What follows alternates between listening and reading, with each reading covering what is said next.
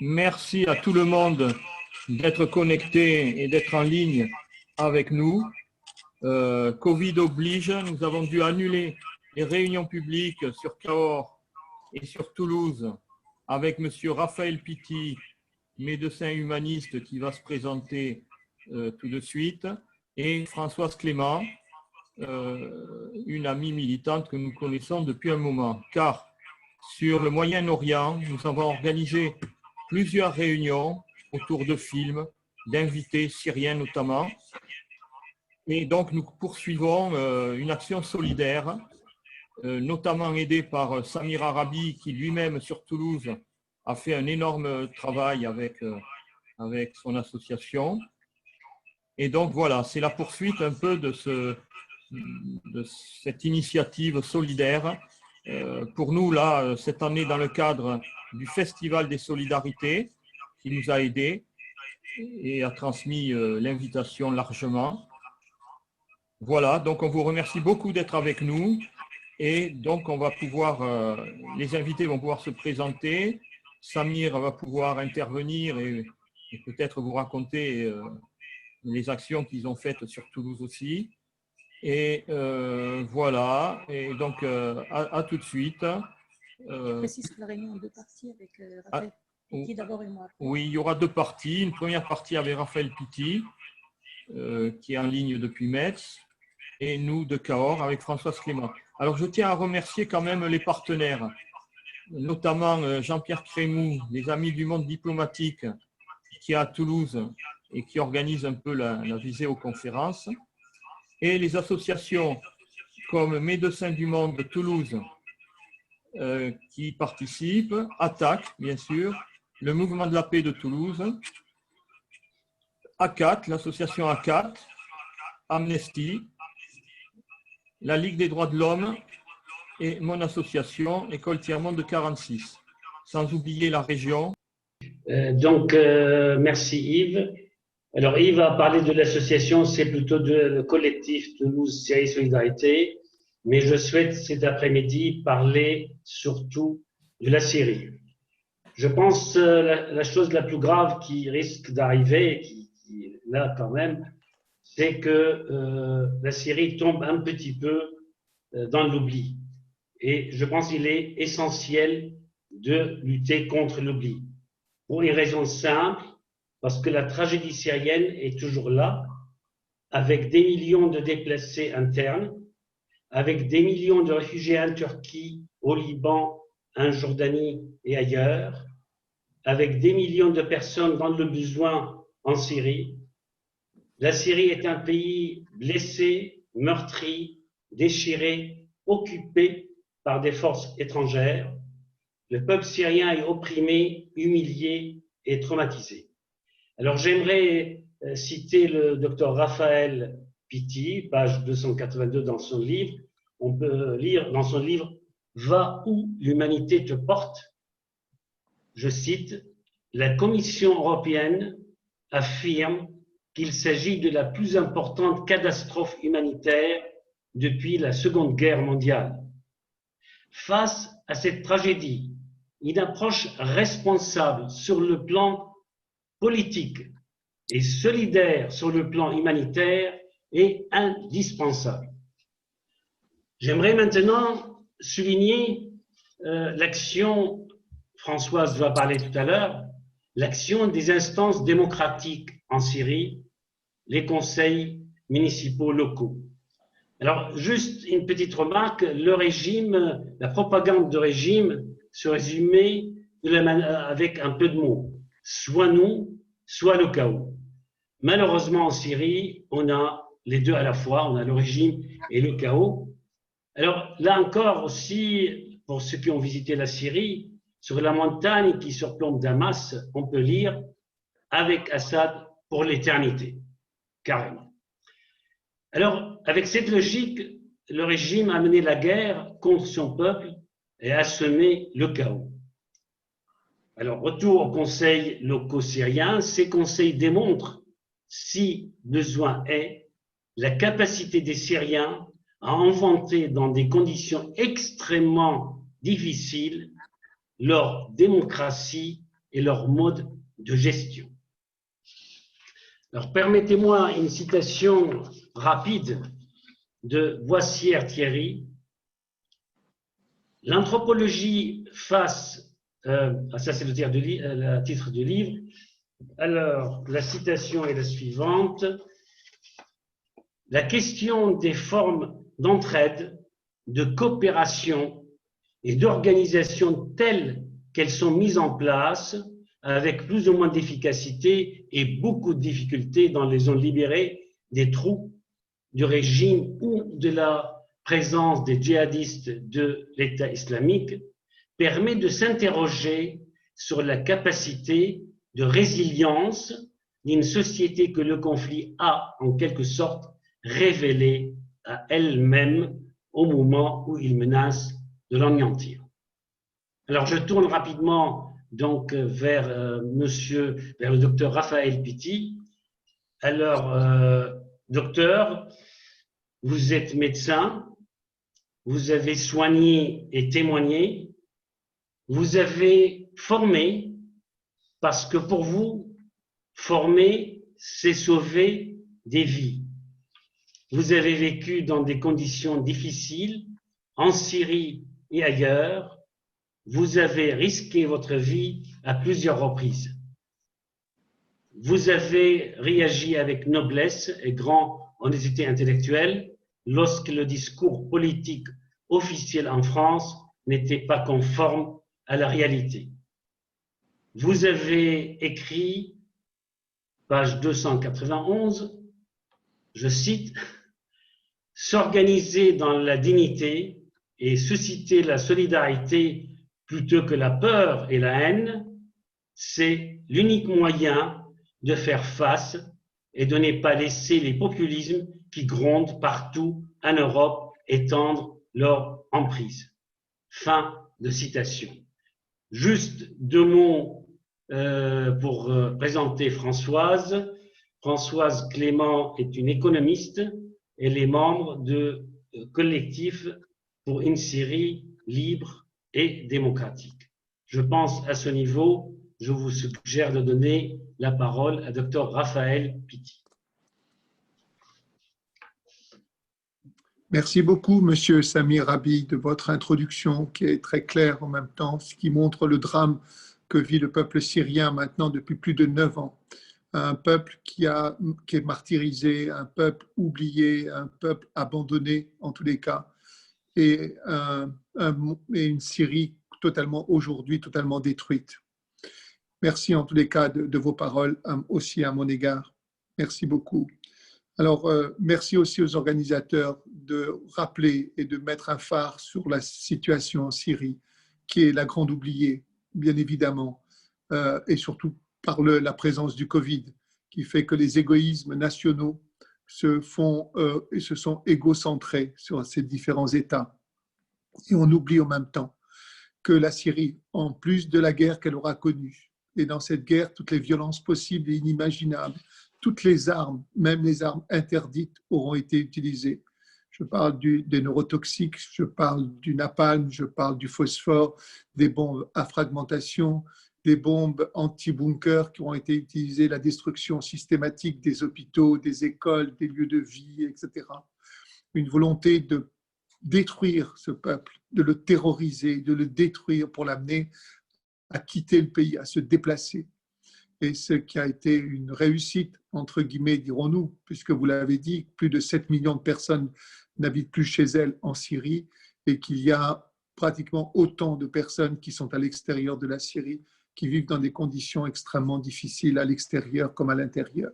Et avec tout ce qui aura été utilisé contre ce peuple, contre cette population, il y a maintenant, bien entendu, s'abat sur elle deux drames qui sont à la fois le Covid et qui sont en même temps la crise économique que traverse l'ensemble de la Syrie, qui fait qu'on va assister à des périodes de famine en Syrie, même dans les zones qui sont tenues par le régime, ou surtout dans les zones qui sont tenues par le régime, il va y avoir de la famine consécutivement à ce qui se passe au Liban. Et donc, ce peuple n'aura pas fini de souffrir, et il n'a pas fini de souffrir. Alors, vous avez raison de mettre un éclairage, de souligner la difficulté, la souffrance de ce peuple et de mettre aussi en exergue l'absence de solidarité internationale et, comment dirais-je, l'abandon de l'ONU dans cette situation qui se laisse faire, puisqu'il y avait 2 corridors humanitaires, 4 corridors humanitaires il y a de cela 1 an et demi. Il n'en reste plus qu'un sous la volonté de Poutine et le monde occidental aura laissé faire. Il n'y a plus qu'un seul corridor humanitaire pour nourrir plus de 4 200 000 personnes. Alors, parler dans ces conditions aussi et vouloir parler des camps de réfugiés à l'intérieur de la Syrie, c'est souligner en même temps les difficultés qu'il peut y avoir à les ravitailler. Et si l'ONU, pendant un certain temps, bénéficiait au moins sur la zone de Idlib de 2 corridors humanitaires, maintenant, de 4 corridors humanitaires, maintenant, elle n'en a plus qu'un seul de corridor humanitaire pour porter secours à ces 4 200 000 personnes et 2,8 millions qui sont dans les camps de réfugiés à l'intérieur de la Syrie. Et donc, c'est une situation extrêmement dramatique. Vous avez dit, et j'ai cité moi-même, et vous avez relevé que la Commission européenne avait dit que nous assistions à la plus grande catastrophe humanitaire depuis la dernière guerre mondiale, mais cela n'a fait que s'aggraver.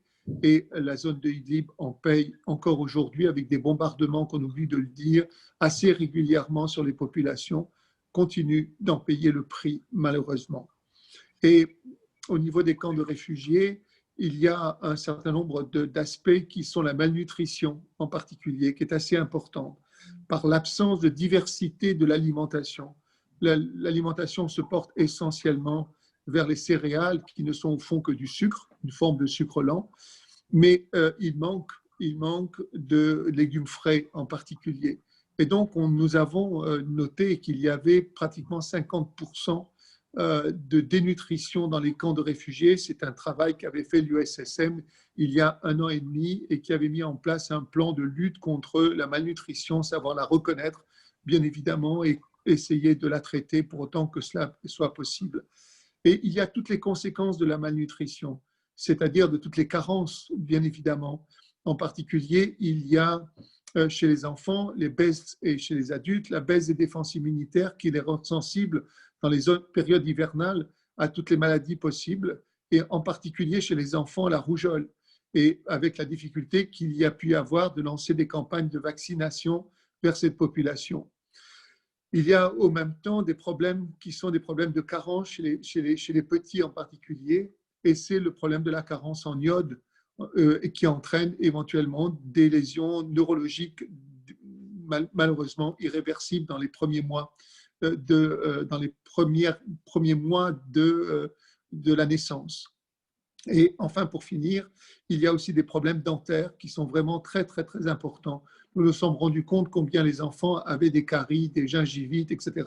Or, justement, dans ces atteintes carentielles, dans ces atteintes carieuses au niveau dentaire, il y a la bouche est remplie de bactéries extrêmement nocives pour le reste de l'organisme. Et ce sont des portes d'entrée, bien évidemment, de ces bactéries et qui vont se greffer au niveau cardiaque, qui vont se greffer au niveau rénal en particulier, entraînant des maladies chroniques très, très importantes, très invalidantes et qui peuvent aussi entraîner la mort.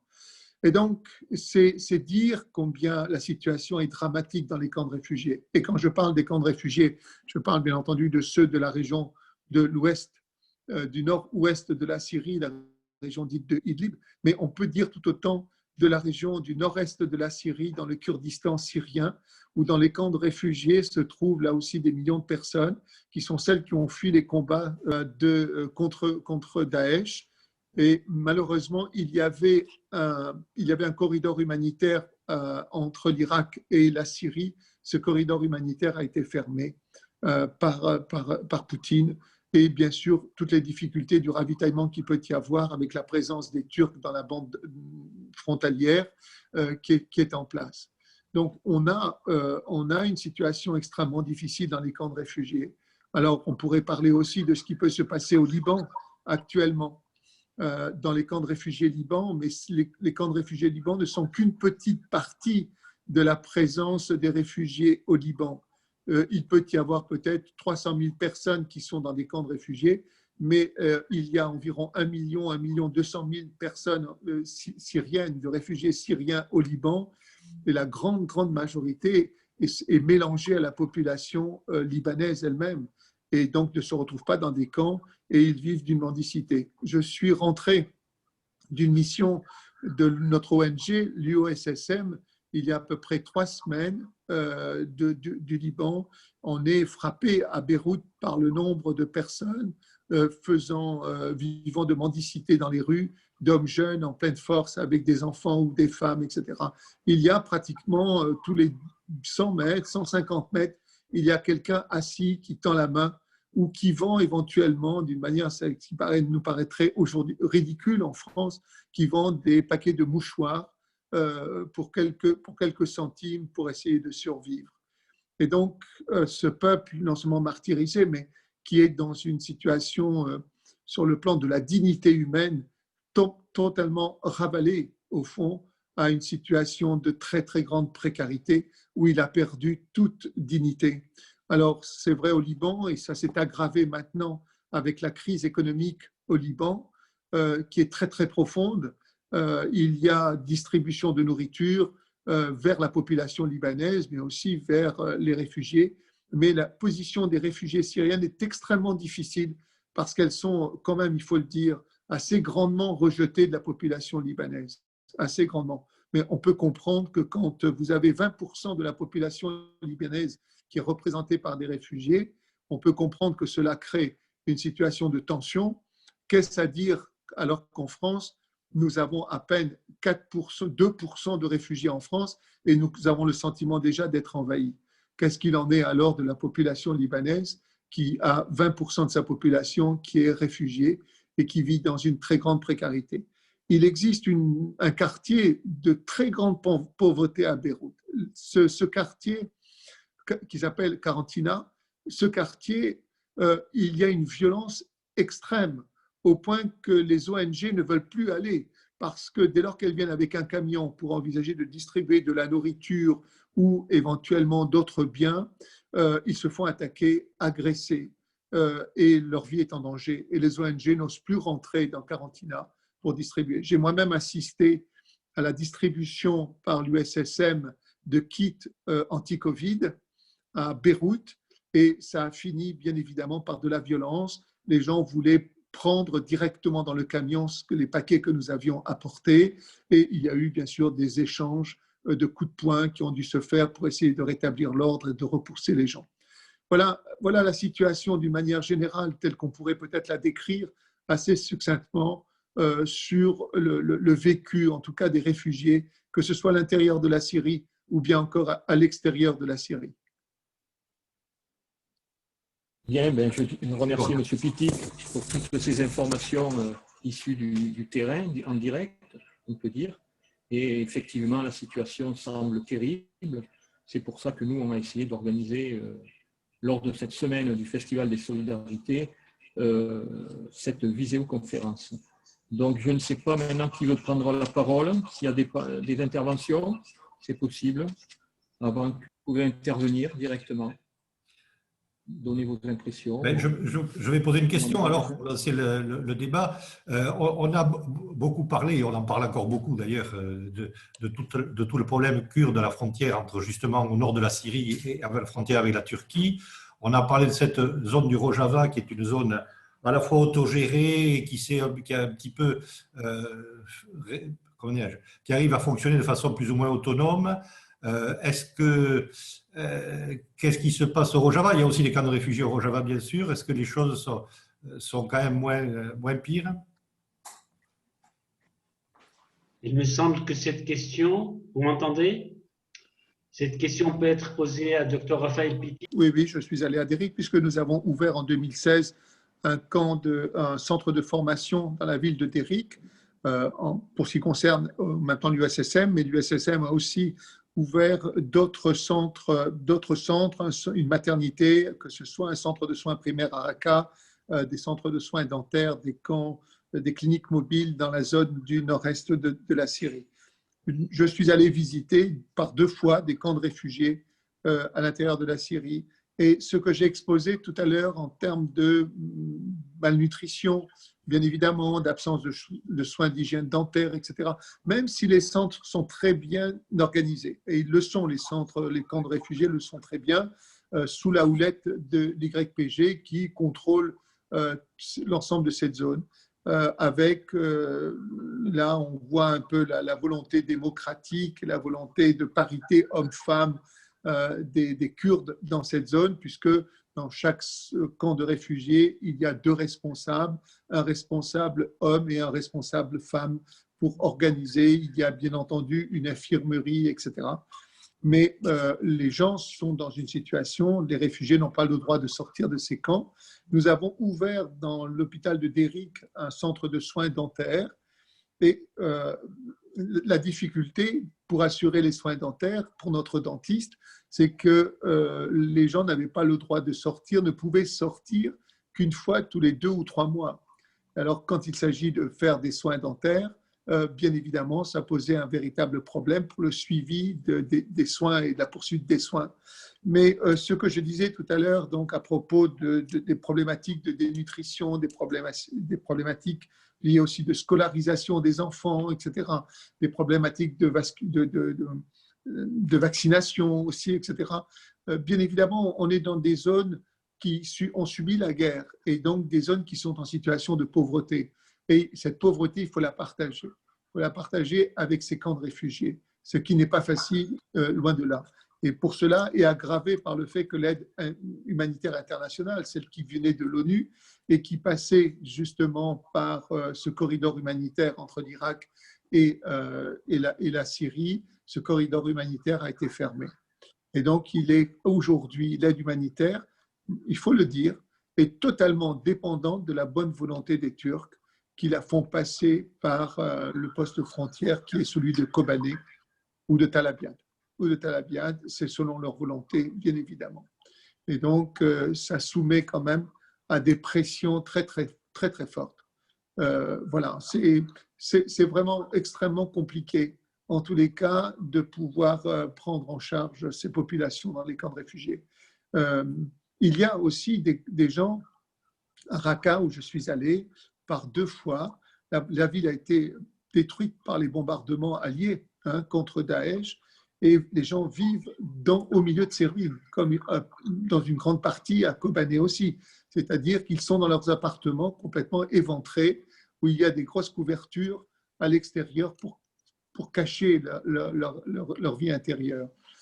Et ces gens vivent aussi dans ces conditions-là, avec une insécurité qui n'a pas complètement, qui nécessite un contrôle, une présence militaire assez forte des forces kurdes en particulier, parce qu'il y a de temps en temps des explosions et on laisse dire ou on entend dire que des gens de Daesh se sont mêlés à la population et de temps en temps, ils font exploser des bombes, des véhicules, etc., ce qui maintient un sentiment d'insécurité dans la ville de Raqqa.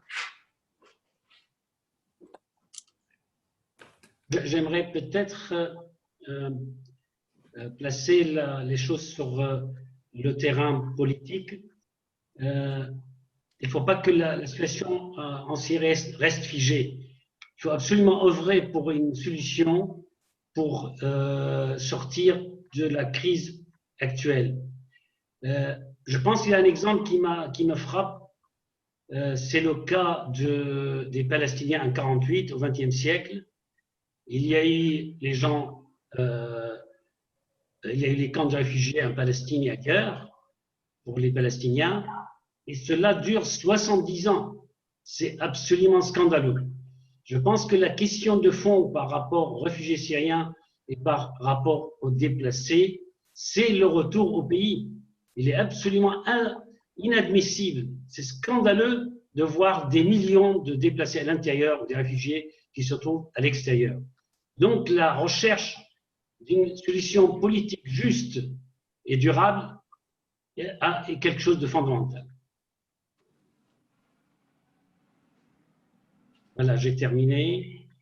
Peut-être, je ne sais pas s'il y a des questions des participants. La solution politique, bien évidemment, elle est nécessaire maintenant. Mais je pense que d'une certaine manière, au niveau du monde occidental, au niveau de l'ONU, on peut dire que d'une certaine manière, Poutine a gagné la guerre. Il reste l'enclave de Idlib parce qu'elle est en même temps sous contrôle turc. Et donc, quelque part, les Turcs protègent cette zone par leur présence, protègent cette zone de Idlib, bien évidemment. Autrement, ce serait des bombardements sans arrêt, avec certainement une grande offensive pour essayer de récupérer la zone de Idlib. Mais il faut savoir que dans cette zone de Idlib, vous avez environ encore 70 000 hommes en armes, capables de se défendre. Et donc, et pour la population qui est à l'intérieur de cette zone de Idlib, elle va tenter de s'enfuir vers la Turquie comme elle l'avait déjà fait au moment des bombardements en février, de février jusqu'au mois d'avril. Elle aurait, et on a vu ces déplacements très brutaux de Marat al-Nosman vers la frontière turque. Et si les Turcs n'étaient pas intervenus pour empêcher Poutine de poursuivre, on aurait eu 4 millions de personnes qui auraient de nouveau traversé la frontière pour aller rejoindre en Turquie. Et bien évidemment, Erdogan n'aurait pas hésité, comme il l'a fait d'ailleurs, comme il a fait pendant un certain temps, n'aurait pas hésité à ouvrir sa frontière du côté grec pour que ces 4 millions aillent vers l'Europe. Et ce qui aurait entraîné encore une nouvelle crise migratoire comme nous l'avons connue en 2015-2016. Et donc là, nous sommes dans une espèce de statu quo. Mais globalement, on peut considérer qu'au niveau des diplomaties occidentales, tout le monde considère que Poutine a gagné la guerre. Il a récupéré plus de 80% du territoire. Il ne reste plus que la zone de Idlib. Et au fond, ce que les gens attendent globalement, c'est que Poutine fasse que la fin de la guerre soit déclarée et qu'on passe à autre chose. Parce que je pense que la problématique syrienne encombre les diplomaties occidentales et qu'ils veulent passer à autre chose. Le Covid leur donne une occasion de ne plus s'intéresser à la Syrie et laisse bien évidemment Poutine faire. Dorénavant, c'est lui qui est le maître du jeu et l'ONU ne fait que se rabaisser à la décision poutinienne de ce qui se passe.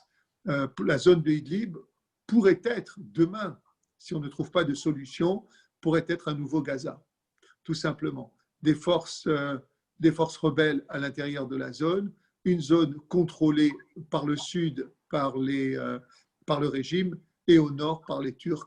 Et on va se retrouver devant cette zone-là, un nouveau Gaza, quoi. Et voilà, pendant un certain temps, ce sera certainement ça. Et pour le reste de la Syrie, Poutine va décider du plan, qui est la mise en place d'une nouvelle constitution. D'ailleurs, ils sont encore en train d'y travailler, et de nouvelles élections, peut-être vraisemblablement l'année prochaine, pour considérer que maintenant on passe dans la phase de reconstruction de la Syrie et que la guerre est finie, que le régime l'a gagné, que Poutine l'a gagné. Et ça arrangerait tout le monde, et la France en particulier. Enfin, je dis là que mon point de vue, bien évidemment, et ça n'engage que moi, mais je ne vois pas très bien quelle solution on pourrait trouver pour la zone de Idlib. Disons, de point de vue de peuple syrien, je pense qu'il y a 2 combats à mener. Donc ça arrange tout le monde, ça arrange Poutine, mais ça n'arrange pas le peuple syrien. Je pense qu'il y a un double combat. Un combat pour la liberté, ce que le peuple a réclamé en 2011. Un deuxième combat pour la libération. Parce que la Syrie, je l'ai dit tout à l'heure de façon rapide, est un pays occupé actuellement par des forces étrangères, par la Russie, par la Turquie, par l'Iran. Et par l'Iran de façon indirecte et directe d'ailleurs. Et aussi, il y a les pétrodollars pour financer des milices extrémistes en Syrie. Donc, il y a un combat pour la libération. Aujourd'hui, la Syrie n'est plus un pays libre. Et d'ailleurs, actuellement, dans la situation actuelle, lorsque la Syrie est évoquée, on entend Poutine, on entend ce que veulent ou ne veulent pas les Iraniens, on entend ce que veulent ou ne veulent pas les Turcs, ce que pensent les pays du Golfe, mais les Syriens n'ont plus la parole. Et le régime actuel n'est qu'une sorte de marionnette qu'on manipule pour s'imposer sur la scène locale, sur la scène syrienne. Absolument, je partage votre avis. Je partage votre opinion. Peut-être Françoise souhaite intervenir. Alors, je dirais aussi que nous ne sommes pas très nombreux. Si vous souhaitez intervenir, n'hésitez pas à prendre le micro. Il faut réouvrir votre micro et à intervenir dans le débat. Merci. J'appartiens à un collectif qui rassemble plusieurs organisations politiques, syndicales, associatives en France et qui est en relation, qui se coordonne avec les principales organisations syriennes qui sont en France, organisations laïques.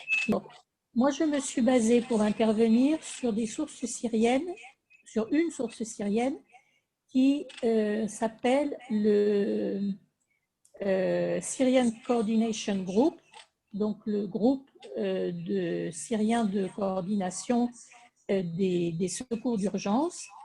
C'est une organisation indépendante qui a recensé les besoins de secours d'abord des populations qui avaient été évacuées des zones reprises par le régime, des zones qui avaient été encerclées par le régime, l'armée iranienne et l'armée russe, donc à Damas et à Homs principalement, et qui ont été évacuées après des négociations en autobus vers Idlib, vers la région d'Idlib et d'Alep, après la chute d'Alep en 2016. Puis, à partir de fin 2017, le régime syrien, avec l'aide de l'aviation russe et des troupes iraniennes au sol, a commencé à attaquer la région d'Idlib. Donc, au début, les évacuations concernaient en tout à peu près un demi-million de personnes, 500 000 personnes, qui sont majoritairement, non pas des combattants islamistes, comme on l'a dit, mais surtout les élus des conseils locaux et les militants des associations de la défense civile, qui sont les équivalents de nos pompiers, et les journalistes et leurs familles. Donc, eux, ils ont été obligés de quitter Damas, Dera, Homs, la campagne de Damas, la Routa, parce que s'ils étaient restés sur place, ils étaient menacés de mort. Certains d'entre eux sont partis à l'étranger, mais la majorité s'est retrouvée dans la région d'Idlib, enfin de la campagne d'Idlib et la campagne d'Alep. Le gouvernorat d'Alep, c'est celui qui est au nord, et le gouvernorat d'Idlib, c'est celui qui est en dessous du gouvernorat d'Alep. La partie est du gouvernorat d'Alep est entièrement reprise par le régime, et la partie est du gouvernorat d'Idlib a été progressivement reprise par le régime. Depuis 2018, on a plus d'1,5 million de personnes qui ont été déplacées par les reprises successives, les attaques, donc fin 2017 jusqu'à février-mars 2018, ensuite fin 2018, début 2019, jusqu'à septembre 2019. Là, il y a eu un premier accord de cessez-le-feu. On a eu plus de 600 000 personnes qui ont été déplacées à cette époque. Et après, on a eu à nouveau une attaque du régime à partir de novembre 2019 jusque mars 2020. On a eu 700 000 personnes qui ont été déplacées à cette époque. Donc aujourd'hui, dans un territoire qui a diminué de 2/3, on a presque 1,5 million de personnes qui sont dans les camps, près de la frontière turque, dans les gouvernorats d'Idlib et d'Alep. On a à peu près autant de personnes, à peu près 500 000 personnes qui louent chez l'habitant. Et on a 2 millions de personnes qui sont encore chez eux, mais qui risquent d'être déplacés si jamais le régime syrien et les Russes reprennent une nouvelle attaque. Deuxième problème important, c'est que à partir de 2013, les Européens et les Américains avaient décidé de fournir des armes de défense à l'armée syrienne libre après le gazage des populations de Damas, de la Ghouta de Damas, pour qu'ils se défendent contre les attaques du régime. Ces fournitures d'armes et de munitions ont cessé en 2016, après la chute d'Alep. Elles ont même diminué avant, à partir du moment où les Américains et les Européens se sont lancés dans l'opération militaire contre Daesh, l'État islamique, à Raqqa. Et donc, les groupes de l'armée libre se sont trouvés démunis face aux attaques du régime. Mais l'aide européenne continuait d'arriver aux populations civiles et elle était versée en particulier aux conseils locaux qui sont les conseils municipaux qui gèrent tous les problèmes, tous les services dans la région d'Idlib, enfin d'Idlib et d'Alep-Ouest. Également la direction de la santé, la direction de l'éducation de ces deux gouvernorats. À partir de 2019, alors que l'attaque du régime et des Russes conduisait les populations à quitter leur ville et à se déplacer massivement et à s'entasser dans des camps, cette aide européenne a été interrompue, aussi bien dans le domaine médical que dans le domaine de l'éducation. Et les conseils locaux, les conseils municipaux se sont trouvés démunis de ressources pour payer les enseignants qui sont devenus bénévoles, ceux qui ont pu, et les autres se sont mis à travailler et les élèves n'ont plus de professeurs. Les conseils locaux n'ont plus été en capacité d'aider les familles les plus pauvres, qui sont les familles dont le chef de famille est décédé ou emprisonné, disparu ou par les différents bombardements. Ils n'ont plus la capacité de payer le carburant pour faire marcher les pompes à eau pour alimenter en eau les différentes maisons. Donc les villes se sont trouvées dans une situation désespérée et les familles les plus pauvres sont obligées de faire travailler leurs enfants qui vont récupérer ce qu'ils peuvent dans les poubelles ou qui travaillent dans des travaux agricoles ou des différents travaux manuels pour pouvoir se nourrir et nourrir leur famille. Donc on a vraiment une situation qui est dramatique et qui n'est pas justifiée dans la mesure où les aides européennes ont été supprimées au prétexte qu'une organisation islamique qui s'appelle Nosra contrôlait militairement la zone, mais ce contrôle de la zone n'intervient pas dans la gestion des financements par les conseils locaux. Les conseils locaux attribuent les financements qu'ils reçoivent directement aux services publics, qu'il s'agisse de l'eau, de l'électricité, de la santé, des salaires des enseignants, des salaires des soignants, des salaires administratifs, des salaires des employés de mairie qui ramassent les ordures, etc. Donc, il me semble très important que nous, société civile, on demande à l'Union européenne de rétablir les aides qui étaient attribuées précédemment aux conseils locaux qui subsistent, ceux des villes qui n'ont pas été encore déplacées, ou les villes déplacées qui ont recréé des camps de déplacés pour leurs habitants, comme Marat-Normen, et que la France, qui refuse de participer aux aides apportées par les Nations Unies, paye sa quote-part dans ces aides, parce que ces aides qui sont des paniers alimentaires distribués ont un rôle fondamental dans la survie des populations. Elles ont empêché la famine, et même si ces paniers alimentaires ne sont pas parfaits, qu'ils ne répondent pas exactement aux besoins, ils ont permis aux gens de survivre. Et il est scandaleux que la France ne participe pas à cet effort international auquel les autres pays participent. Et on ne peut pas laisser une population à la merci de groupes, qu'il s'agisse de Nosra ou qu'il s'agisse de groupes armés plus ou moins dépendants de la Turquie. On pousse les gens à se faire embaucher par ces différentes organisations pour survivre, à aller se faire tuer en Arménie ou en Libye pour pouvoir subvenir aux besoins de leur population, alors qu'il faut les aider au contraire à faire vivre leurs services publics, leurs hôpitaux, leurs écoles, leurs commerces, leurs industries, leur agriculture, et également les aider à maintenir l'expérience démocratique. Excusez-moi, j'ai un problème de son. L'expérience démocratique qu'ils ont réussi à maintenir jusqu'à présent.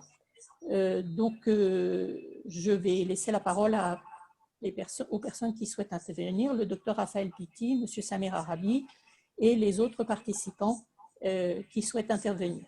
Alors, je vais intervenir parce qu'il y a quelques questions qui sont venues par le biais du chat. Alors, je vais vous les livrer en vrac et puis vous verrez qui peut répondre. Alors, une première question là excusez-moi que je reprenne le fil. Alors, de Fatima Deak qui demande si la population syrienne pourrait-elle renverser le gouvernement en place.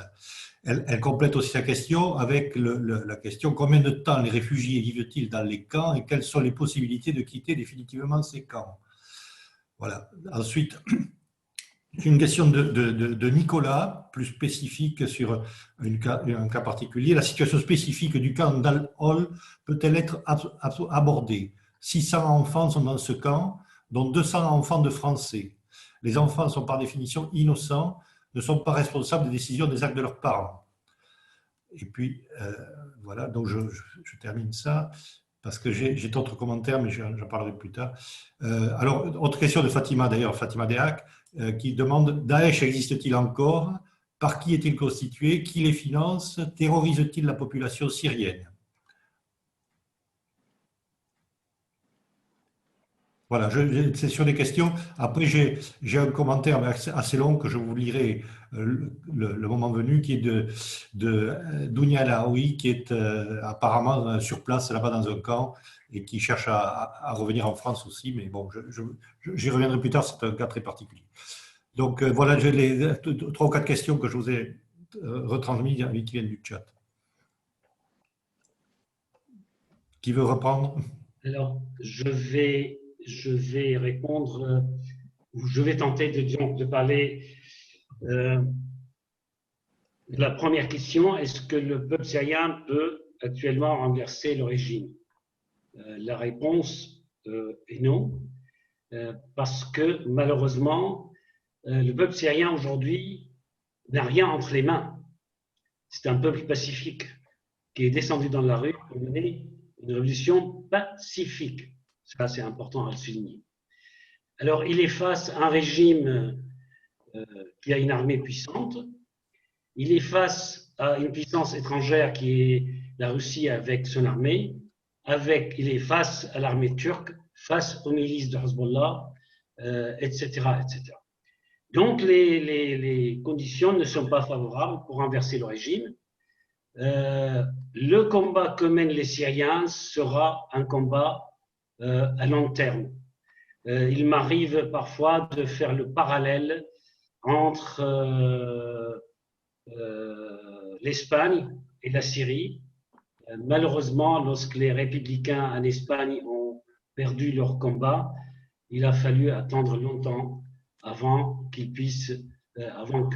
les choses puissent changer en Espagne. Peut-être on peut être plus optimiste.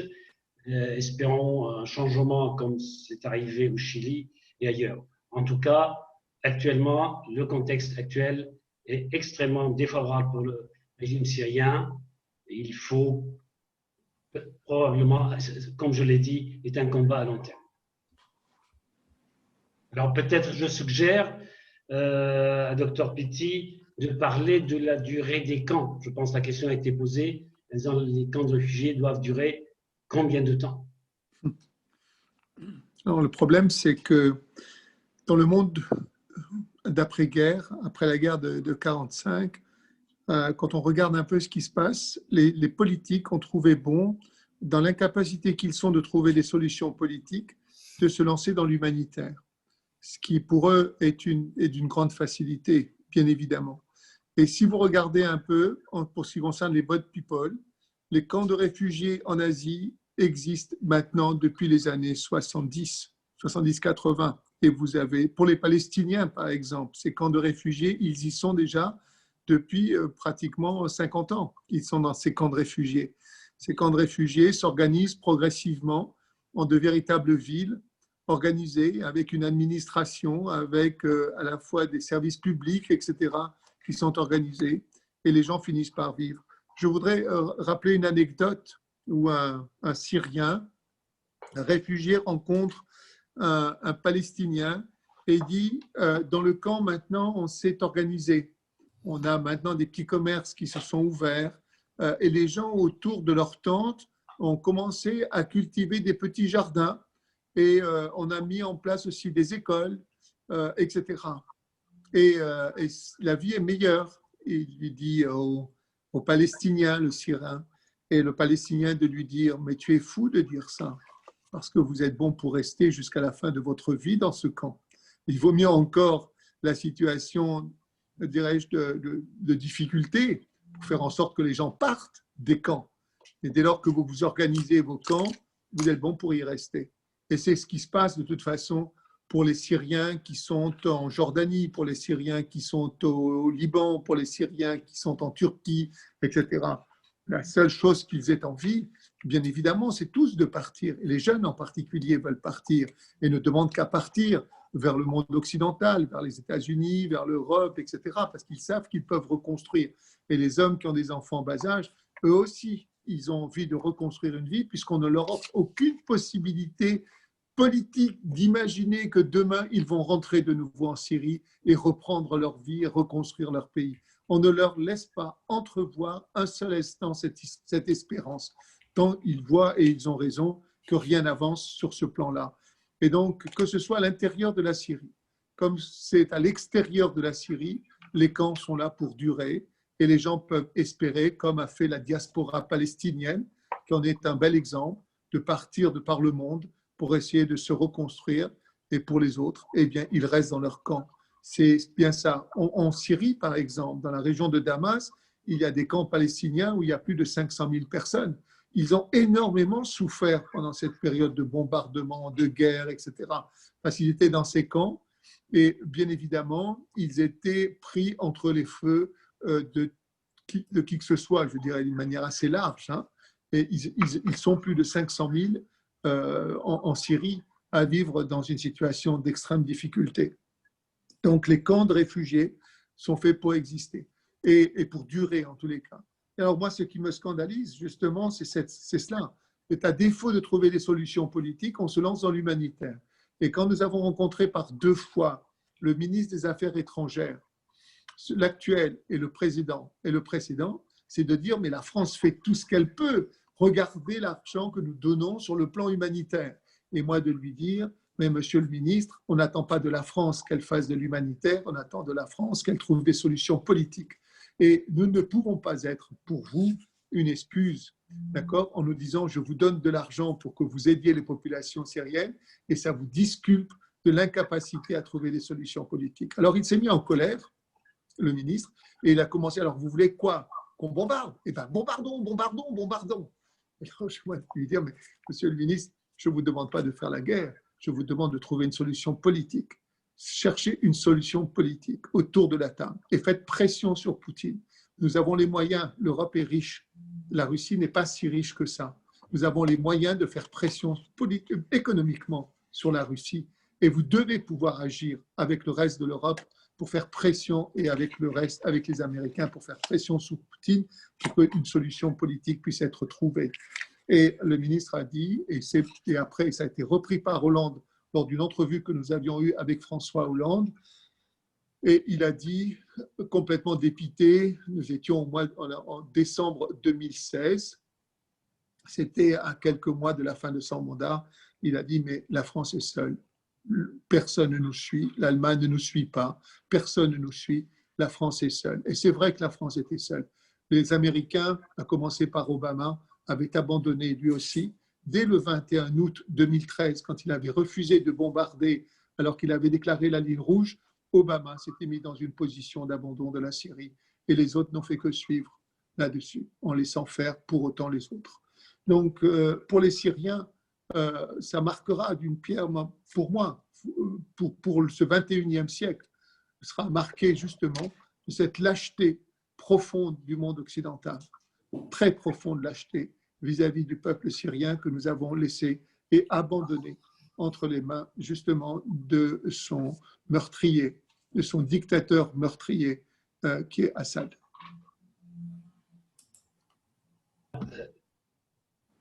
Je pense que ce qui est mené sur le plan humanitaire, c'est un travail absolument admirable qui mérite le grand respect. En revanche, ce qui est choquant, c'est la question de sous-traitance. C'est-à-dire, finalement, on a des problèmes avec la judiciaire, les déplacés, etc. On va s'adresser à la Turquie, ça coûte combien? On va regarder, on va demander aux Libanais, ça coûte combien? Ça revient à sous-traiter avec les autres pays le coût des Syriens, à éviter de trouver une réponse politique. C'est ça, absolument. C'est exactement ce qui a été fait en Palestine en 1948. On a créé une agence pour gérer les réfugiés palestiniens. Et cette agence, nous sommes aujourd'hui en 2020, cette agence existe toujours, l'UNRWA. Oui, oui. Ça, c'est absolument scandaleux. Donc, la question, c'est la solution politique. Exactement. Tout en apportant, tout en l'aide humanitaire dans une période intermédiaire. Bien sûr. En attendant que les choses se tassent. Bien sûr, mais l'aide humanitaire ne peut pas se substituer à la solution politique. Tout à fait. Alors, il y a quelqu'un qui a posé la question sur un camp où il y a des enfants. Je n'ai pas bien entendu le nom du camp. Je ne sais pas si vous le connaissez. C'est le camp de Halol, dans le nord-est de la Syrie, qui sont les enfants qui ont été de Daesh, en quelque sorte, et qui sont là, bien évidemment, avec leur mère souvent, avec leurs parents, là. Et ça pose un véritable problème parce que beaucoup de ces enfants, pour certains qui ont été des soldats de Daesh, ont été contaminés en même temps sur le plan des idées, sur le plan, etc. Et c'est une jeunesse certainement perdue qui aura du mal à retrouver puisqu'on leur a volé leur jeunesse, on leur a volé leur adolescence en les transformant en des meurtriers.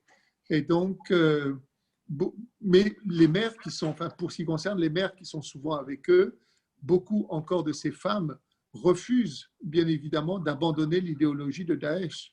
Il se trouve que par 2 fois, des journalistes m'avaient demandé de les aider à retrouver des enfants qui avaient été enlevés par leurs parents pour aller ensuite en Syrie rejoindre Daesh, etc. La vérité, c'est qu'on se retrouvait confrontés au même temps à ces mères qui, elles, n'avaient pas abandonné l'idéologie de Daesh et voulaient garder leurs enfants. Alors peut-être que maintenant, progressivement avec le temps, elles ont changé d'avis. Mais beaucoup de ces enfants, certains sont bien sûr orphelins, d'autres sont avec leur mère. Ça pose des problèmes qui sont d'ordre humanitaire, c'est certain. Mais dans la situation actuelle, moi personnellement, je n'entrevois pas de solution immédiate. Mais il y a une nécessité de prise en charge psychologique dans des centres adaptés pour ces enfants qui ont été des soldats de Daesh, quoi. Françoise, est-ce que tu souhaites intervenir sur la question de Daesh qui a été posée? Juste un instant, Samir. Avant, je voudrais relire un des derniers, un des messages qui est dans le chat dont je parlais tout à l'heure et qui rejoint la déclaration du Dr Pitti, qui est écrit par Dounia El Alaoui. Elle nous écrit sur le chat, donc, « Je suis Dounia, française de 25 ans, et je suis actuellement dans la zone d'Idlib. Et je confirme les propos des intervenants. Je suis dans un camp de déplacés près de la frontière turque. Les Turcs ne veulent pas coopérer avec les autorités françaises.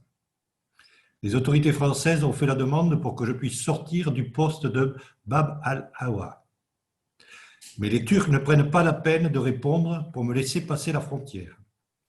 On me dit que la Turquie est souveraine de son territoire, alors que les ONG, telles que la Croix-Rouge, etc., peuvent me faire sortir. Je signale que j'ai 3 enfants en bas âge, 6, 4 et 2 ans. Et je suis originaire de Toulouse. Tous mes enfants sont nés ici. Ils n'ont pas les soins nécessaires, caries, carences, etc., comme l'a souligné le docteur Pitti. Je souhaite rentrer en France. Cela fait plus d'1 an que les autorités sont au courant, DGSI, centre de crise, consulat en Turquie, au Liban, etc.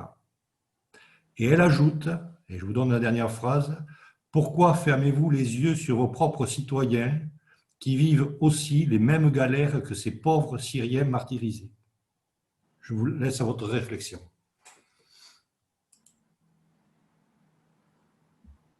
Vous l'avez dans le chat, vous pouvez le lire comme moi. Alors, pour répondre à Dounia, je pense qu'il faut se mettre en contact directement avec elle et qu'on ne peut pas traiter ça dans la réunion publique. Bien sûr. Donc, je propose qu'on fasse on voit avec elle après, plus tard, après la réunion, un numéro par un WhatsApp, par exemple, avec un numéro de téléphone et qu'on discute de son cas personnel.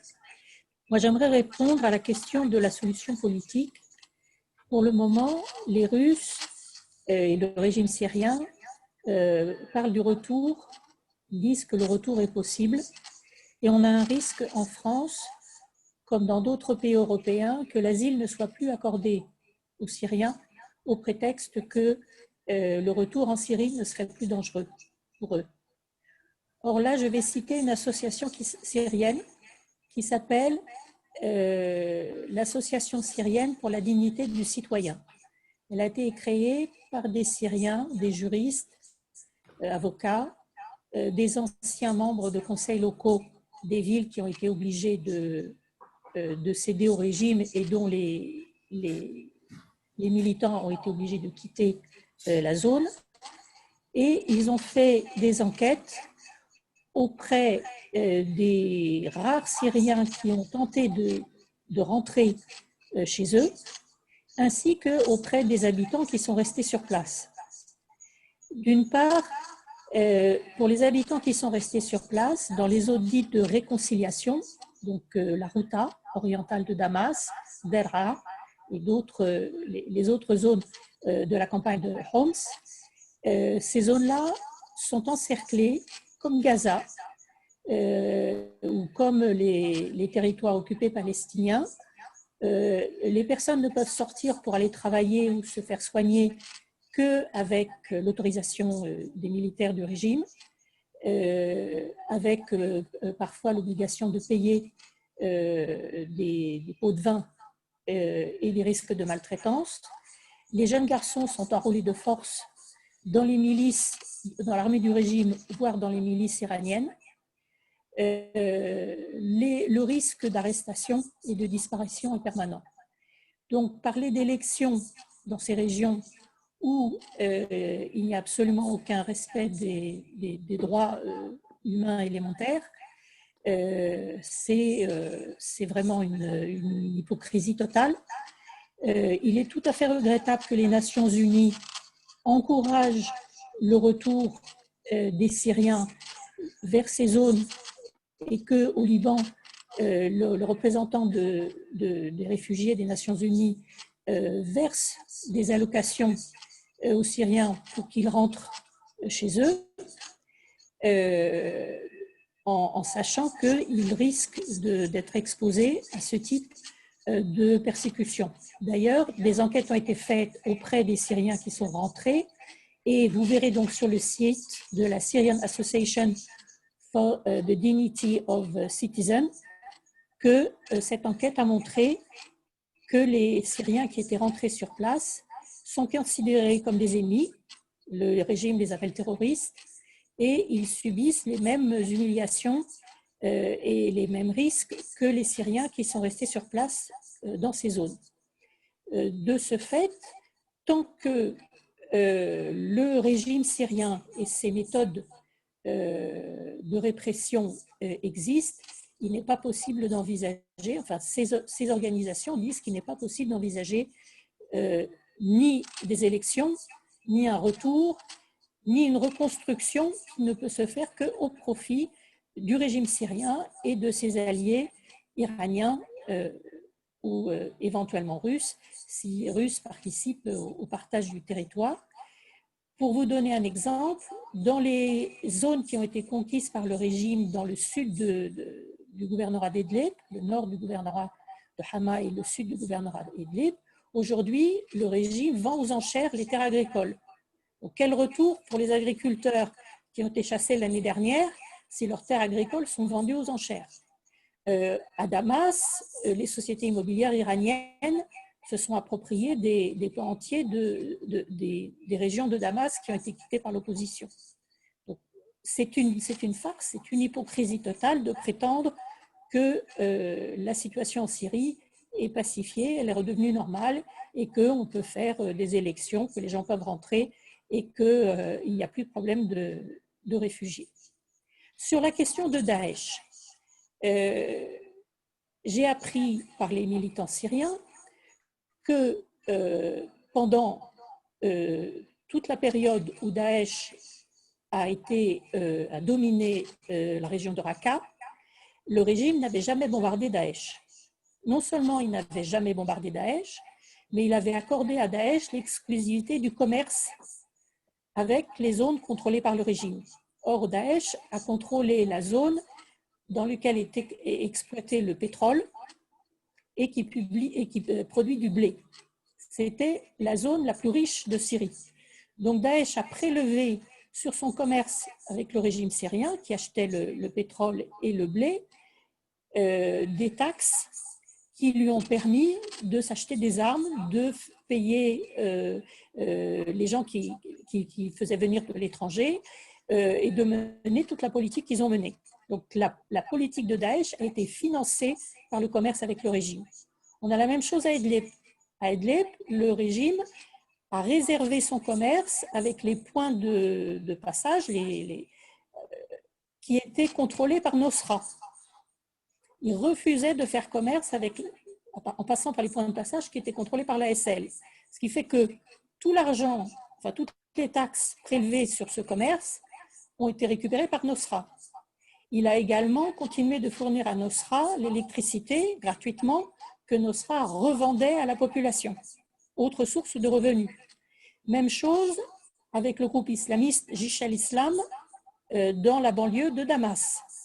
C'est également uniquement avec ce groupe-là que le régime a commercé.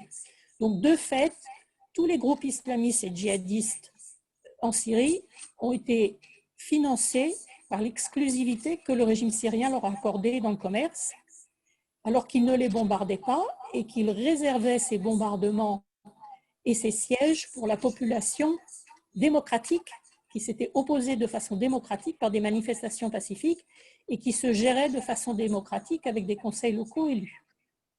Donc, et après que les Occidentaux aient bombardé Daesh à Raqqa et que le PYD et le régime, l'armée du régime, aient occupé le terrain, on a vu des troupes de Daesh sortir avec leurs armes et se positionner dans le désert syrien contrôlé par le régime.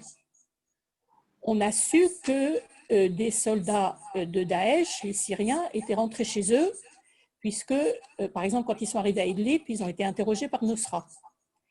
Et pour les troupes combattantes qui ont été exfiltrées par le régime dans le désert syrien, on a retrouvé une partie d'entre elles dans une attaque qui a été faite fin 2017, début 2018.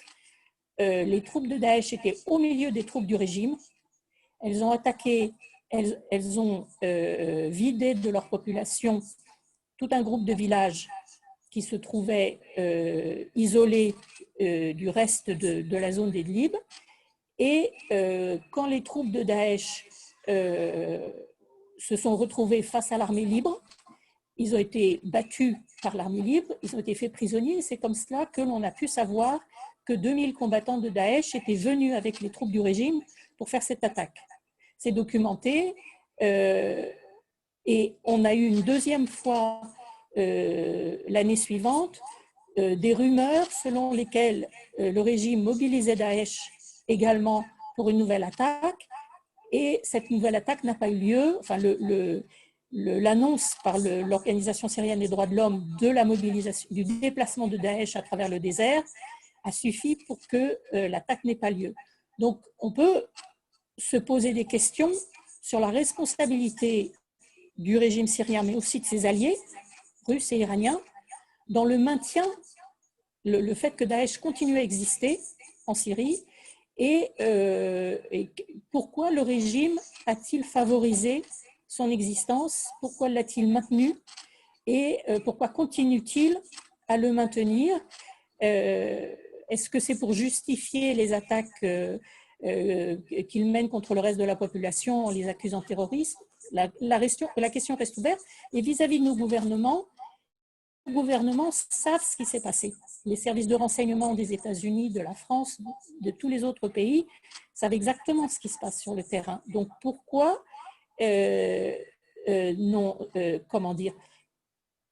pourquoi ne prennent-ils pas des sanctions contre le régime syrien et contre la Russie pour la protection que le régime syrien et la Russie continuent d'accorder à ce qui reste de Daesh? Peut-être je vous laisse la parole. Quelques mots sur le retour des réfugiés syriens. Je pense que ce retour est conditionné aussi par des préalables. Le régime syrien a organisé une conférence internationale il y a une semaine à peu près sur cette question. Je ne sais pas quels sont les résultats, mais en tout cas, actuellement en Syrie, si le régime ne fait pas des gestes d'apaisement, les réfugiés syriens ne vont pas rentrer. Qu'est-ce que j'entends par des gestes d'apaisement? Aujourd'hui, le régime syrien n'a pas libéré les prisonniers politiques.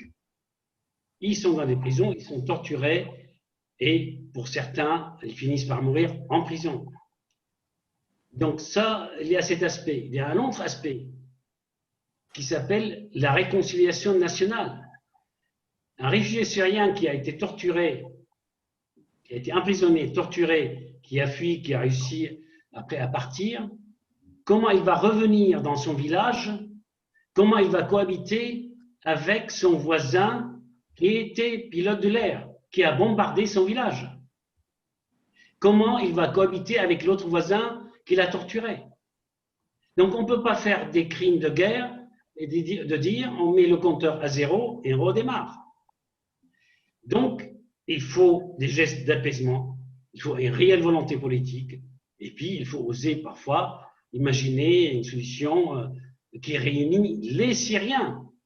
C'est-à-dire le retour des Syriens se fera le jour où il y a une conférence nationale en Syrie pour la paix qui réunit l'ensemble des Syriens, chrétiens, musulmans, sunnites, chiites, kurdes, arméniens, etc., etc., où les Syriens eux-mêmes construisent leur avenir. En Syrie, il y a cette compétence, nous n'avons pas besoin de la Russie pour faire notre constitution. C'est absolument choquant. Donc, tant qu'on n'a pas abordé ces questions-là, la question de retour des réfugiés syriens apparaît surréaliste. Moi, je connais des Syriens à Toulouse et ailleurs qui ont perdu leur maison en Syrie, ils n'ont plus rien, plus rien. Alors, dans quelles conditions ces gens-là vont revenir? Voilà. Alors, je ne sais pas si Dr Pitti souhaite commenter. Je suis d'accord avec vous. Je suis d'accord avec vous et la présence de Poutine là dans le jeu politique syrien et ne pas laisser tranquille les Syriens décider de leur avenir, mettre en place une coalition, imposer et obliger la Poutine impose la présence de Assad rend impossible de trouver une solution qui sera demain pérenne et qui permette de rassurer l'ensemble de la population qui est à l'extérieur du pays pour revenir tranquillement et recommencer de nouveau. Il est clair que la politique française, pour avoir rencontré le président Macron a dit la France n'envisage pas, en tous les cas, de reconnaître que la solution politique passera en dehors de M. Assad. Mais il a rajouté immédiatement, mais vous savez, ce qui est vrai de la France n'est pas vrai pour les autres pays européens. Et dès lors que Poutine déclarera la fin de la guerre en Syrie et que la paix est soi-disant revenue, beaucoup de diplomates étrangers iront frapper à la porte de Damas. Voilà un peu l'état d'esprit, semble-t-il, de la diplomatie étrangère, en tous les cas européenne, c'est-à-dire qu'ils sont tous devant M. Poutine et attendre justement qu'il leur donne des contrats de reconstruction, car au fond, c'est la seule chose qui les intéresse. Dire la guerre est finie, la Syrie se reconstruit et maintenant chacun va essayer d'en tirer profit et c'est Poutine qui va distribuer les contrats de reconstruction. Ça, c'est un élément aussi à entrevoir dans la politique aujourd'hui qui est menée. Alors, peut-être pour revenir sur la question de Daesh, je pense que Daesh est une pensée qui a surgi dans un contexte politique et économique donné. Et tout ça, il convient de l'analyser profondément. Je pense que lorsqu'on a parlé d'éradiquer Daesh, ça n'avait aucun sens.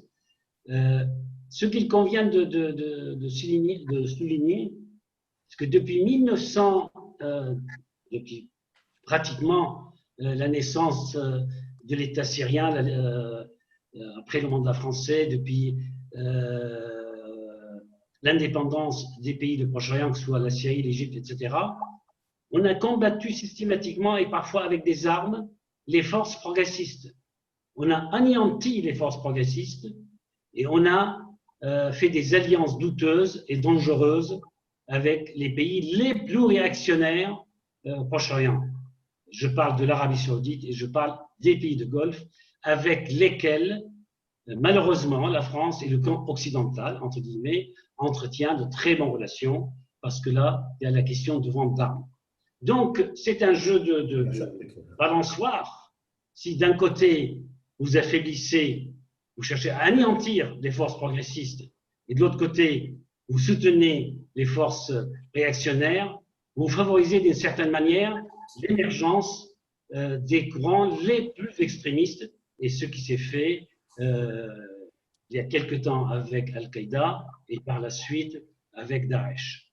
Voilà, donc, pour dire que soutenir les forces progressistes, soutenir les forces démocratiques, que ce soit en Syrie, au Liban, en Égypte ou ailleurs, est fondamental dans tout le monde arabe, de soutenir le combat des progressistes. Alors, j'ai vu qu'il y avait une question qui est soulevée. Oui, je peux la reprendre, oui, effectivement. Dans le chat, d'abord, il y a un premier commentaire là, de Nicolas suite au débat sur les enfants. Et beaucoup d'enfants du camp de Halol ont moins de 5 ans, ils ne sont pas embrigadés, pas encore. C'est les laisser là-bas qui risquent de les transformer, non? Voilà, il pose une question dans ce sens-là, pour revenir sur les enfants. Et ensuite, une question non plus politique de Fatima Dehak, qui est pourquoi Poutine intervient-il à ce point dans la vie de la Syrie? Quels sont ses intérêts dans cette partie du monde? Alors, on est sur une question de géopolitique, il va falloir débattre. J'en rajouterai une d'ailleurs pour ma part, c'est la question qui est dénoncée largement par les forces kurdes du Rojava aussi, qui est la présence de nombreux supplétifs dans l'armée turque qui sont des anciens militants de Daesh ou des anciens militants des groupes islamistes. Donc voilà, c'est-à-dire qu'on les retrouve un petit peu partout. Françoise, est-ce que tu veux bien intervenir sur la question de Poutine? Sur Poutine, non. La Russie a sa seule base en Méditerranée, en Syrie. Donc, perdre la Syrie, perdre le régime syrien, ça veut dire perdre sa seule base militaire en Méditerranée. D'autre part, la révolution syrienne, si elle avait réussi, était un très mauvais exemple pour toutes les dictatures de la région. Et c'est un peu normal que l'on trouve ces dictatures qui sont ensemble contre l'expérience démocratique syrienne. Également Israël, parce que dans le programme des démocrates syriens, il y avait le fait de récupérer le Golan et le soutien au peuple palestinien. Donc, je pense que pour la Russie, il n'était pas envisageable de laisser gagner l'opposition syrienne et donc écraser la révolte syrienne, c'est une question de survie pour tous les régimes non démocratiques de la région. Le problème, c'est que les régimes démocratiques européens et des États-Unis ne souhaitent pas non plus que cette expérience démocratique survive. Donc je pense que c'est à nos forces démocratiques autres que nos gouvernements que nous devons nous adresser, que nous devons demander de soutenir les structures démocratiques en Syrie pour que ces structures démocratiques aident la population à continuer à résister le plus longtemps possible et à imposer une solution différente de celle qui est proposée aujourd'hui par Poutine. Pour soutenir les conseils locaux qui sont élus, élus, enfin, ils ne sont pas élus au suffrage universel comme chez nous, mais ils sont cooptés par les associations, les organisations militantes, les syndicats professionnels et les ONG. Et ces conseils locaux qui sont représentatifs de la population, le fait que nous les soutenions politiquement, que nous appelions au retour des aides pour qu'ils puissent continuer à subvenir aux besoins fondamentaux des populations et permettre un minimum d'activité économique, c'est ce qui permet aussi d'empêcher que les hommes soient obligés d'aller s'engager dans des groupes militaires, quels qu'ils soient. Il n'y aurait pas eu de combattants syriens en Libye ou dans le Haut-Karabakh si ils avaient eu la possibilité de faire vivre leur famille en vivant de leur activité économique sur place. Donc, ce ne sont pas des anciens militants, des anciens combattants de Daesh ou des islamistes qui sont allés se battre avec la Turquie en Libye et dans le Haut-Karabakh. Ce sont des citoyens lambda qui faisaient partie avant de la population qui s'est révoltée contre Assad, qui appartiennent donc au camp démocratique, mais leur situation économique est tellement catastrophique que pour eux, ils préfèrent risquer de mourir et pouvoir apporter $2000 à leur famille que de continuer à végéter en Syrie.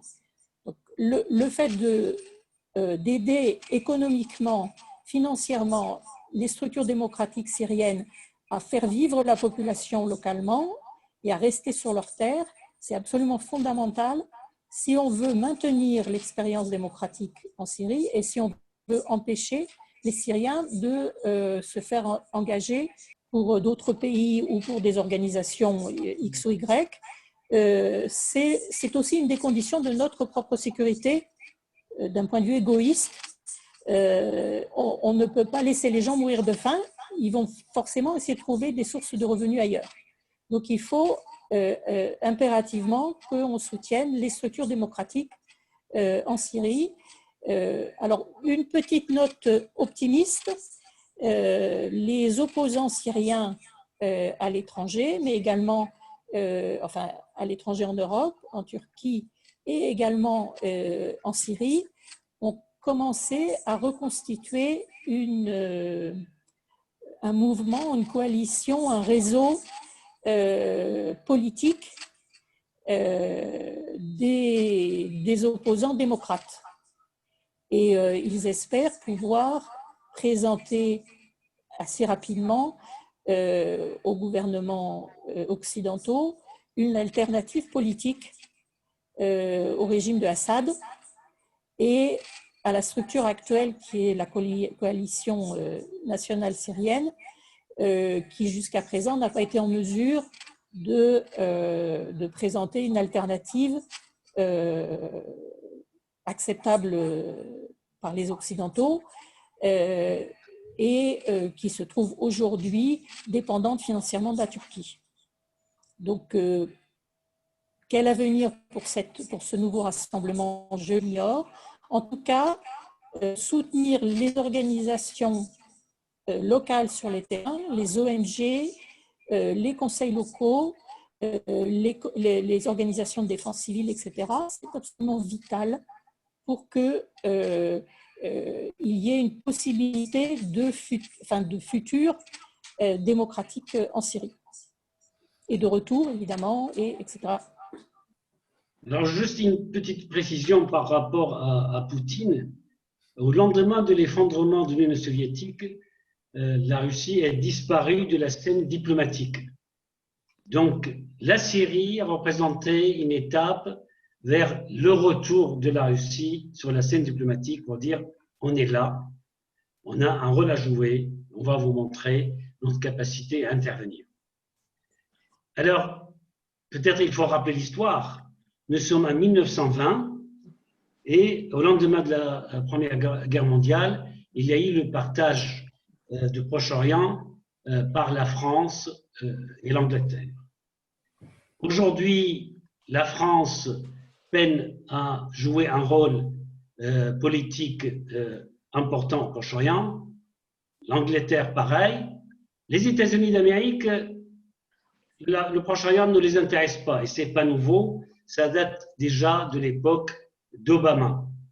Le Proche-Orient, en plus, pourquoi s'embêter avec le cas syrien? Ce qui les intéresse, c'est les bases militaires qu'ils ont implantées dans les pays du Golfe et en Arabie Saoudite au lendemain de la deuxième guerre contre l'Irak. Alors voilà un petit peu, donc comme on dit généralement, la nature a horreur de vide, il y avait un vide. Et ce vide, ni la France, ni l'ex-puissance coloniale, ni la France et l'Angleterre ne sont plus en mesure d'assurer aucun rôle dans la région. Les États-Unis ne souhaitent pas jouer ce rôle. Eh bien, il y avait la Russie qui a dit « Je suis présente, je suis prêt à jouer un rôle dans le nouveau partage du Proche-Orient ». Évidemment, il y a l'ambition de l'Iran, l'ambition de la Turquie, et il ne faut pas oublier non plus l'ambition des pays du Golfe, de l'Arabie Saoudite, de voir émerger en Syrie un pouvoir à leur image. Donc voilà un petit peu l'enjeu qui se fait actuellement autour de la Syrie. Alors je ne sais pas, peut-être le docteur Pitti souhaite faire un commentaire par rapport à ce qu'on vient. Non, que je partage tout à fait. Tout ce qu'a dit Françoise tout à l'heure à propos des intérêts de Poutine dans la région, qui explique pourquoi son investissement aussi fort, il est de même nature que l'investissement turc vis-à-vis contre les Kurdes, que de l'Iran qui veut absolument avoir le leadership dans la région et qui lui permet comme ça d'établir son croissant iranien jusqu'en Méditerranée. Et en vérité, on ne trouvera pas de solution politique dès lors qu'autour de la table, il y a autant d'intérêts divergents où la solution doit passer par les intérêts des uns et des autres. Et c'est ce qui explique toute la complexité du problème syrien aujourd'hui. Or, la révolution syrienne a échappé au peuple syrien de même façon que la solution politique a échappé au peuple syrien tant que cette zone ne sera pas neutralisée en vérité par tous les intervenants. Et M. Sami Rabi a raison quand il dit que la Syrie est un pays occupé et elle est occupée par des forces ayant des intérêts totalement divergents dans la zone. Même Israël, pour ce qui concerne Israël, on a vu quelque chose que l'on n'aurait pu jamais imaginer, le rapprochement entre Israël et l'Arabie saoudite soutenu par les Américains contre les Iraniens pour les faire sortir au même temps de la région du sud de la Syrie. Tout cela amène justement à la difficulté de trouver une solution politique pérenne, en tous les cas pour la reconstruction de la Syrie.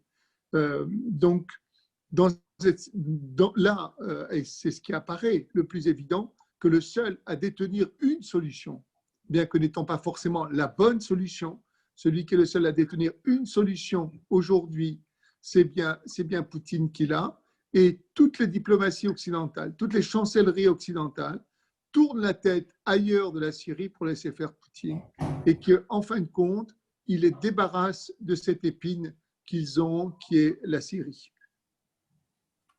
Et si vous me permettez, je me dois j'ai un autre rendez-vous, une autre réunion Zoom à 17h. Ne m'en voulez pas si je me permets de prendre congé de notre réunion.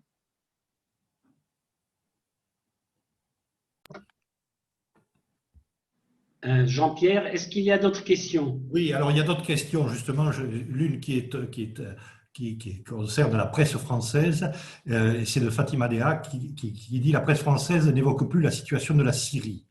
Pourquoi ce silence et ce manque total d'intérêt? L'information portée par la presse à la population vous semble-t-elle importante et peut-elle aider le peuple syrien ?» C'est une première question. Et une autre qui est d'une certaine Janine Arabi, qui est quelle est la situation des réfugiés syriens et syriennes en Turquie? Voilà, je vous livre les deux questions. Okay. On pourrait peut-être commencer par la seconde pour permettre à Raphaël Pitti de se libérer plus rapidement. Tout à fait, tout à fait. Oui. Alors la situation en Syrie des réfugiés syriens s'est un peu améliorée. C'est un peu amélioré dès lors que l'Europe a versé 6 milliards à Erdogan pour qu'il les garde et les prenne en charge. Et d'une certaine manière, dans la situation de crise économique que traverse la Turquie aujourd'hui, ça entraîne des jalousies de la part du peuple turc lui-même qui voit cette situation économique s'améliorer avec la construction d'HLM, la construction enfin de logements pour les Syriens, d'allocations qui leur sont données, de prise en charge de la santé, etc. Alors c'est vrai que d'une certaine manière, il y a une certaine amélioration de la situation des Syriens en Turquie. Ils représentent quand même 3,5 millions de personnes. De l'autre côté, quand on va à Gaziantep, quand on va dans les villes qui jouxtent la frontière syrienne, on peut voir le dynamisme économique qu'a apporté les réfugiés syriens en Turquie. Surtout que beaucoup étaient des entrepreneurs, des chefs d'entreprise qui étaient à Alep et qui ont amené et qui ont transposé dans ces zones-là, et en particulier dans la ville de Gaziantep, ont apporté tout leur savoir-faire. Et c'est à craindre même que ces entrepreneurs qui sont là depuis plusieurs années maintenant, pour lesquels leurs enfants ont commencé des études en turc, etc., eh bien, en fin de compte, abandonnent le nord de la Syrie, abandonnent Alep, et Alep vivra peut-être, malheureusement, une période de décroissance, un peu comme ont vécu toutes les civilisations, par déplacement des populations, où ces grandes villes florissantes qu'a pu être Alep, demain sera peut-être amenée à être une petite ville méridionale de la Syrie, du nord de la Syrie. C'est ce que l'on peut craindre en tous les cas. Donc, d'une certaine manière, et pour les conditions de vie des Syriens, en particulier grâce à l'aide humanitaire, à l'aide occidentale, c'est un peu amélioré, bien évidemment. Mais il y a énormément de chômage puisque la Turquie traverse une période économique très, très difficile où il n'y a plus de tourisme, etc., qui rendent la vie difficile. Mais elle est vraie aussi pour les Turcs d'une certaine manière, et d'une manière générale, quoi, en quelque sorte. Je lis un commentaire de Fatima Dea. Merci, M. Pitti, pour vos analyses et votre intervention très intéressante. Merci pour tout ce que vous faites pour les réfugiés. Merci en tous les cas de m'avoir invité à participer à ce festival de la solidarité. Merci à vous de me permettre de témoigner de la situation en Syrie.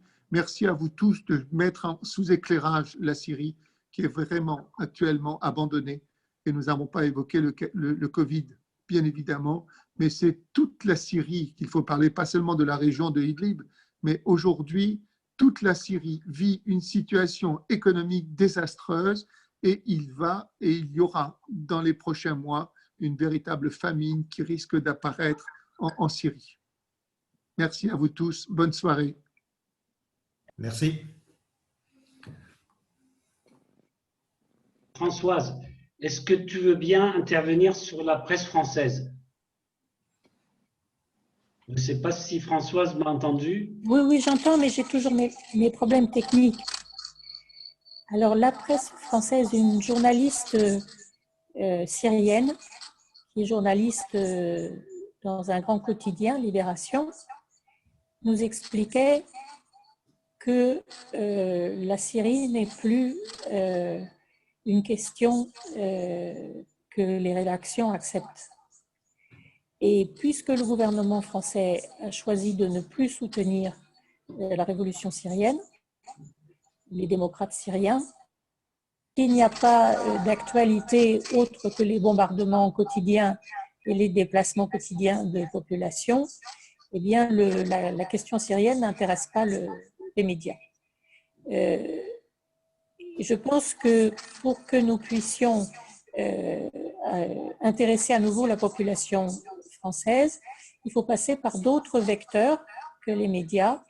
Je pense qu'il faut passer par les associations, les partis politiques, les syndicats, les municipalités, qu'il faut favoriser des échanges entre municipalités françaises démocratiques et conseils locaux démocratiques en Syrie, et que par ces échanges, un petit peu comme il y avait eu par le passé et jusqu'à aujourd'hui des jumelages entre des villes françaises et des villes palestiniennes, que l'on établisse des contacts humains et politiques qui nous permettent d'avoir une connaissance directe de ce qui se passe sur le terrain et d'échapper aux manipulations que différents pouvoirs régionaux ou mondiaux essayent de nous imposer. Donc, je pense que c'est par un contact direct avec les démocrates syriens sur place que l'on pourra apporter à la population française une information précise, concrète, des problèmes, de la situation, des besoins. Et je pense aussi que c'est les efforts des Syriens pour se réorganiser politiquement et pour pouvoir présenter une alternative politique cohérente et crédible qui permettra d'apporter une alternative. Je ne pense pas que la Russie ait intérêt ou ait la possibilité de proposer autre chose que ce qu'elle fait en ce moment. Parce que le régime russe n'est pas un régime démocratique et il ne peut pas mettre en œuvre à l'étranger ce qu'il ne met pas en œuvre chez lui.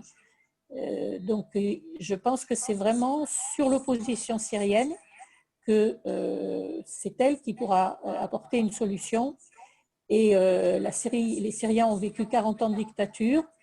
Ça fait 10 ans qu'ils sont en rébellion.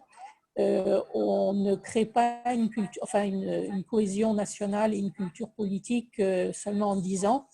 Donc, malheureusement, leur route risque d'être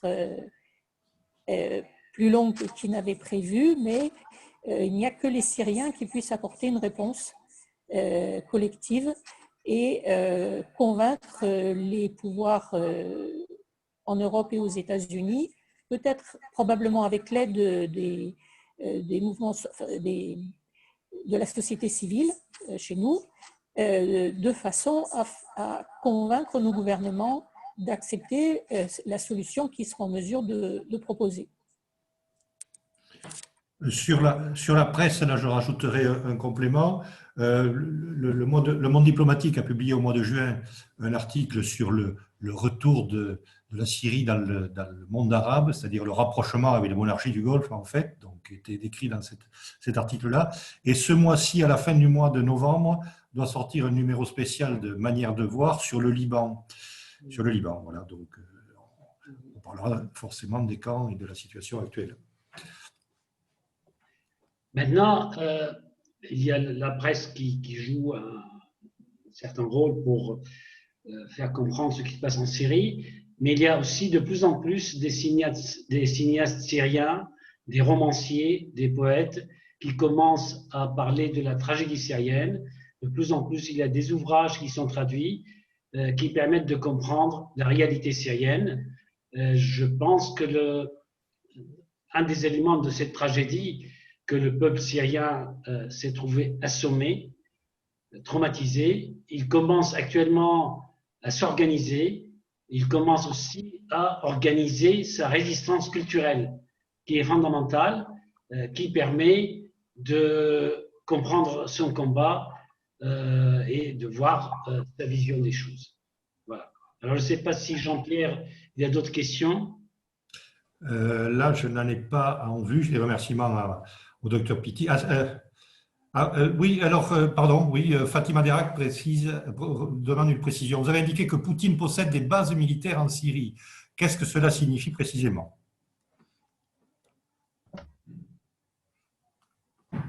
Françoise, est-ce que tu veux répondre? Pour moi, signifie qu'il est capable d'influencer, de mener sa politique dans toute la région. À titre d'exemple, lorsque la Russie est intervenue en Libye, il y a des avions qui venaient de Russie, qui atterrissaient sur la base militaire russe en Syrie, qui ont changé la peinture de ces avions-là et on les envoyait en Libye. Donc, c'est une présence militaire qui permet à tout moment à Poutine d'intervenir où il veut, en Syrie comme ailleurs. Et cela rend la souveraineté nationale, il n'y a plus de souveraineté nationale en Syrie. Le maître actuellement, ou les maîtres de la Syrie sont Poutine et le pouvoir iranien. Mais, donc, carrément contrôlé, par exemple, à titre d'exemple, qu'est-ce que ça signifie la présence de ces bases militaires? Si aujourd'hui ou si demain, Assad ne correspond plus aux intérêts de Poutine, Poutine est capable de le gommer. Aussi simple que ça. Est-ce que Françoise souhaite faire un commentaire sur la question que signifie la présence de bases militaires russes en Syrie? Non, ce que tu as expliqué, Samir, c'est effectivement que pour la Russie, c'est très important d'avoir une base en Méditerranée et que pour le moment, seul le régime syrien offre à Poutine, au régime russe, la possibilité d'avoir une base militaire. Donc, le régime russe est obligé de soutenir le régime syrien pour maintenir cette base.